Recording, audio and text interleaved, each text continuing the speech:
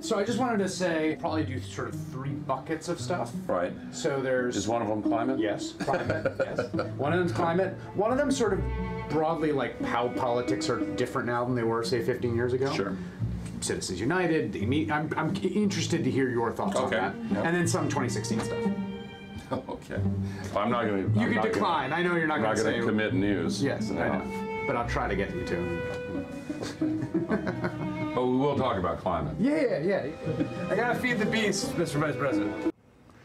That conversation about feeding the beast and about the topics of an interview I was getting ready to do with Vice President Al Gore 2 years ago made it into his new movie, an inconvenient sequel, Truth to Power. We did end up talking about climate change back in 2015 as promised, and of course politics. And this week, I got to talk with Al Gore again about the realities and the politics of climate change and why he's hopeful about possible solutions to the crisis, like investment in renewable energy.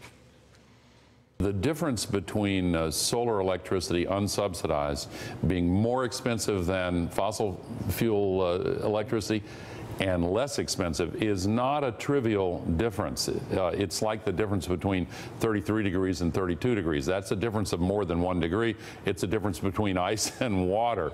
And in markets, the difference between the new alternatives being more expensive and cheaper than existing energy is the difference between markets that are frozen up and markets where there are liquid flows of investments. For the last 7 years, Chris, on a global basis, the investments in new generating capacity from renewables have far outstripped the investments in fossil energy. In this country last year, 75% of all the new electricity generation came from solar and wind and virtually none from coal. The balance was from gas. So that brings us to me, the sort of central issue here, which is politics, right? Because there's the technology is going in certain ways, but the mechanisms are all, the forcing mechanisms are about politics, and they're about global politics and domestic politics. And so I want to ask about, there's a moment in the film where you talk about that 2000 election, and it made me think about it in these terms more starkly than I had before, which is, you know, Kyoto, the U.S. was going to be a party to Kyoto, and then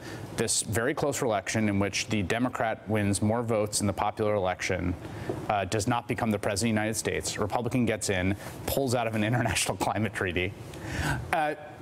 We have literally recreated that 16 years later. And at both points, I mean, that was a big moment, a fork in the road for the planet and for the country.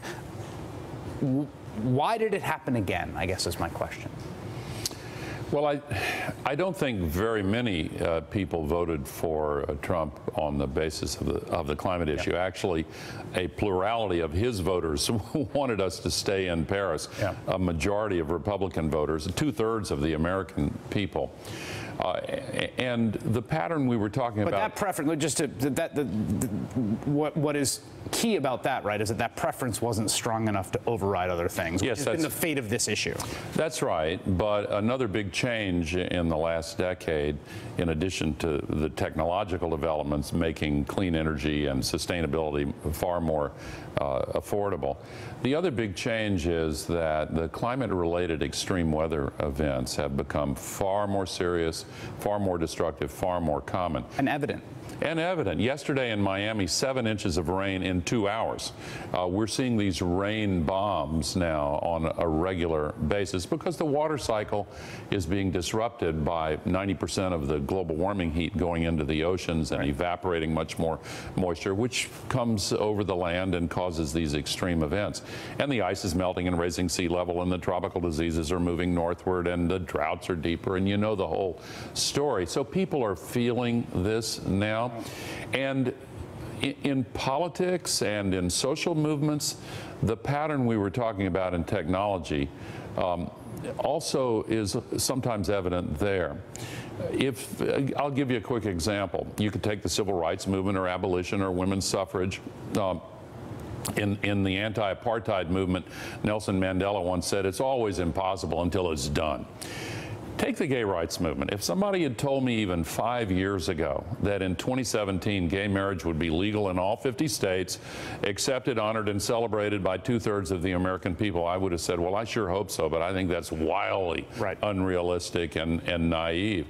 But it happened because the straw men were pushed aside and people finally focused on the central choice between what's right and what's wrong. That's the point we're at with the climate movement. It's fascinating you say that, because there's a theory about the resistance that we've had. Climate is a culture war issue. When people talk about it and the opposition to it, its opposition is a very cultural way. It's why you've become this kind of bête noire for opponents of it, right? Because they're not really talking about the science, they're not really talking about prudential approaches to risk. They're talking about those liberals who aren't like you, who want to tell you what to do, who are associated with a whole bunch of cultural baggage that you shouldn't like. And I guess the question is, like, that defines all our politics, but nowhere to me is it stronger and more sort of hard to defeat than in this place, because you need to motivate people to do stuff that's very difficult to do. Yeah. There's an old saying in Tennessee, where I grew up, that if you see a turtle on top of a fence post, you can be pretty sure it didn't get there by itself.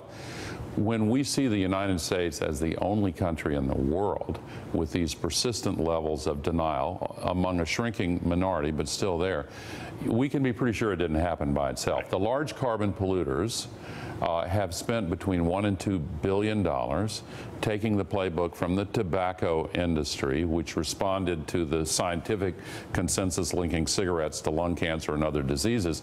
They hired actors and dressed them up as doctors and put them on camera to falsely reassure people that there were no health risks to smoking cigarettes. And 100 million people died during the interim before policies were finally changed. They've hired the same PR firms, and it's deeply unethical. And the good news is people are beginning to see through that. So this culture war that you're talking about, if you put it in the larger context of what's happening to people's wages and to their lives, we're seeing huge changes in the global economy and in the American economy. Wages have stagnated for middle-income families for decades now, and there is a lot of understandable unrest, and elites were slow to recognize it because the increasing inequality kept the elite incomes going up. Meanwhile, hyper-globalization flung jobs to low-wage venues. The addition of intelligence to automation started hollowing out a lot of jobs in retail, for example.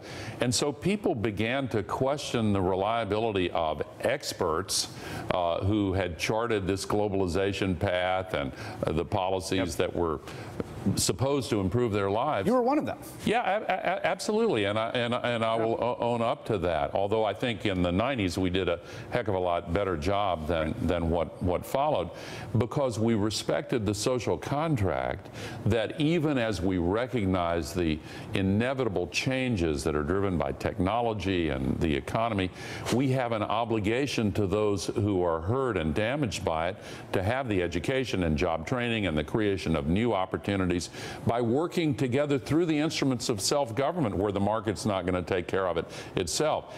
Surrendering everything to the market and abandoning the options that you have with policies to remedy the excesses and heal the damage, that's what's really caused this tremendous unrest. And so a demagogue comes in and says, we're going to return to the past, everything's going to be fine.